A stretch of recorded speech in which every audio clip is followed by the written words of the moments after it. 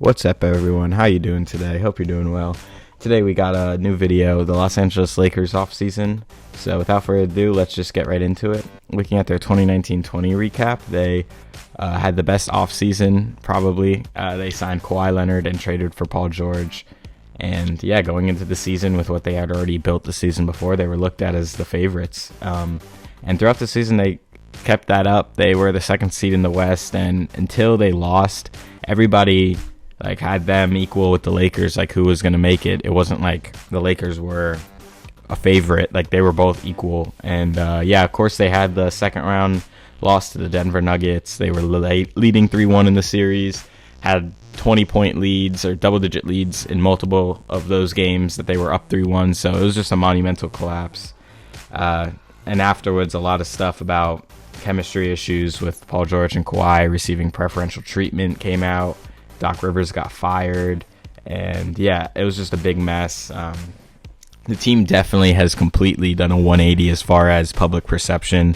They were probably the favorites going into the 2019-20 season. Now everybody has completely swung, saying that they kind of suck. No one really likes their offseason moves. Everybody says the Lakers got better and is looking at the Clippers like kind of a failure, saying that they didn't bring these two stars together. It's not working, and we'll see. I think that's a little crazy to say, but looking at what they did this offseason, they acquired Luke Kennard by trade from the Detroit Pistons, and then they also signed him to a 4-year, $50 million contract, I believe.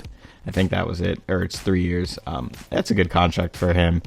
I think his shooting ability is really good. I would like to have seen him do it for them, in crunch time, in the playoffs, just because he has never been in a high tense situation, so we don't know what he's going to be like when it's do or die time in the playoffs. But having a shooter like that, and he can actually ball handle and pass pretty well, that's not a bad contract. Draft picks, they didn't really draft anyone notable. Daniel Otoro and Jay Scrubb, both in the second round. Free agent signed. They signed Nicolas Batum after Charlotte waived him. I didn't think it was that big of a signing, but he actually started for them and played pretty well for them yesterday. Yeah, I mean, he's long, so defensively he can be very switchable. He's a good passer for his size, and just in general, this team needs passing, and he can hit open threes sometimes. So it seems like that's all they're using him for, and he seems to fit that mold pretty well. We'll see how good he is for them. Maybe he can have a little bit of a resurgence with them now that his role is a lot more defined. Yeah, we'll see what happens with Nicolas Batum. He's on a good contract at minimum, so I mean, definitely doesn't hurt them having him on the roster. And then their big free agency signing, Serge Ibaka, they signed him from Toronto.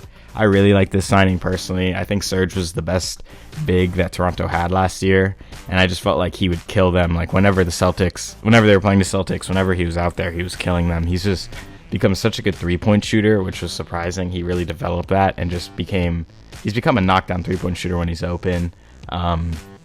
Yeah, good defense. Just same player he was. He's very smart. Just with that three-point shot, it really helps him in the modern NBA. So yeah, good rim protector, decent rebounder, not a great rebounder. But yeah, good defensive big who can shoot. So a good player to have on your team. Leaving them in free agency, part of the Luke Kennard trade, they had to send Landry Shamet to Brooklyn. It's a tough loss. I think it's kind of weird that they were really set on getting Luke Kennard. I just don't see that huge of a difference between Landry Shamet and Luke Kennard personally, but maybe we'll see it this year that Luke Kennard can prove that he's a better player. I understood Luke Kennard had better stats, but Luke Kennard was on the Pistons and Landry Shamet was on the Clippers, so of course Luke Kennard's going to have higher numbers than Landry Shamet, and I bet you that Landry Shamet's on Brooklyn now, so neither of them are going to have big numbers this year, but yeah, I just think it's a weird trade, kind of lateral, just I feel like that's very similar of players to trade for, just a smaller guard who can shoot. So yeah, weird trade for me. And then they also let Montrezl Harrell sign with the Lakers in free agency.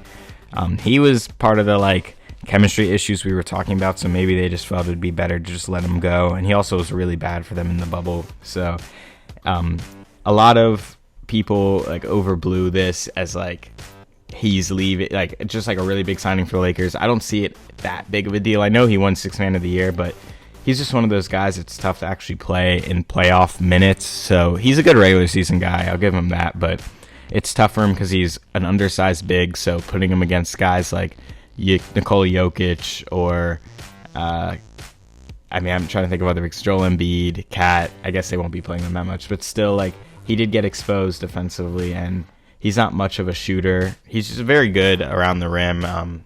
He's pretty offensively skilled. He can carry a load offensively, just not at a elite level, so he's tough to play with other guys like LeBron and AD.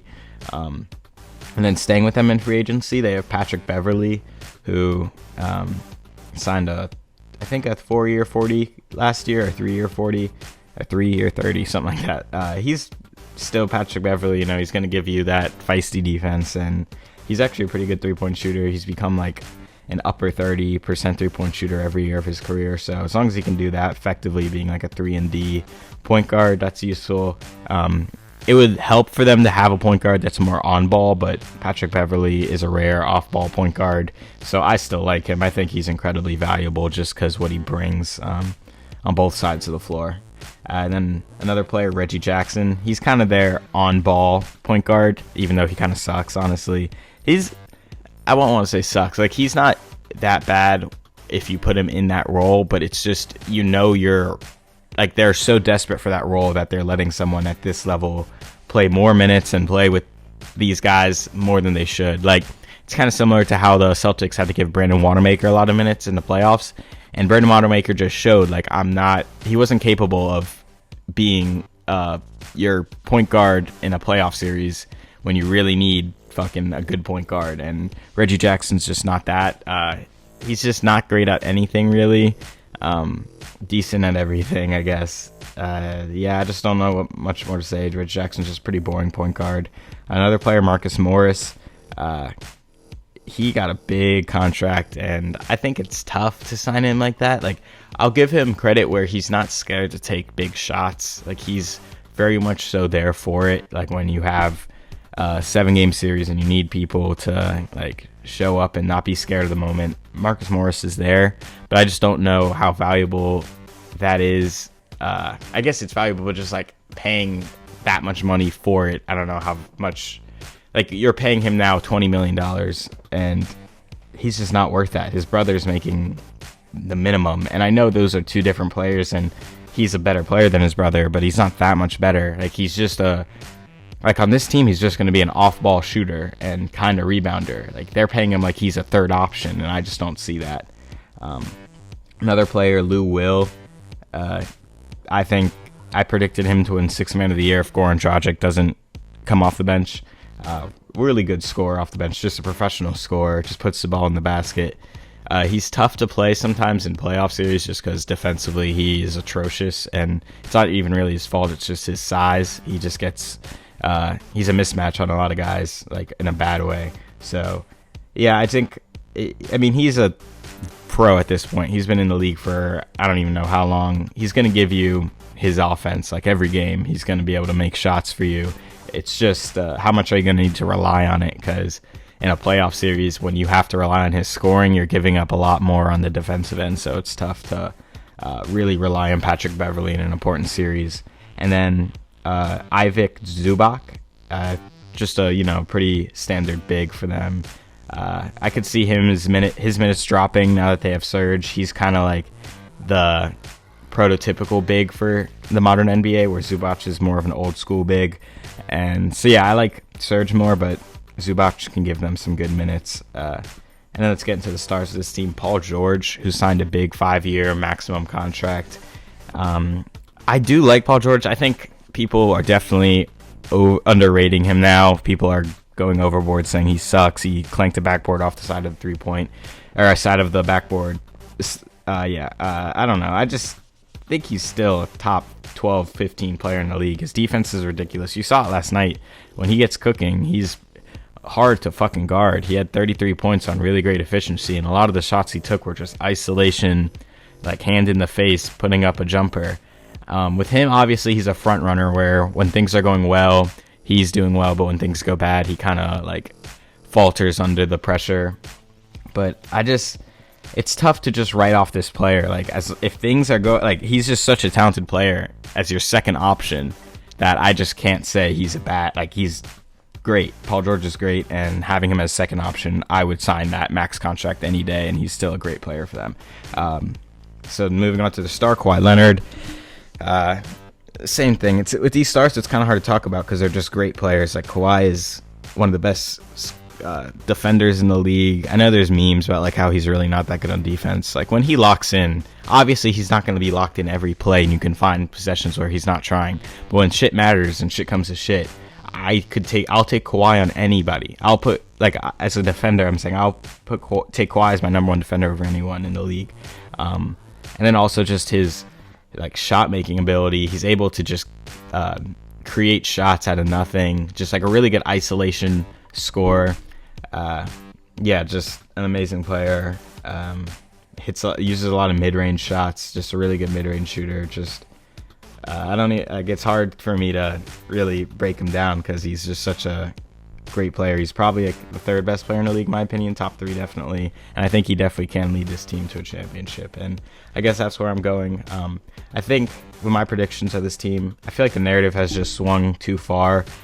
They're still a really good team, and this team could easily still compete with the Lakers record-wise and just like throughout this season. I mean, they beat the Lakers yesterday.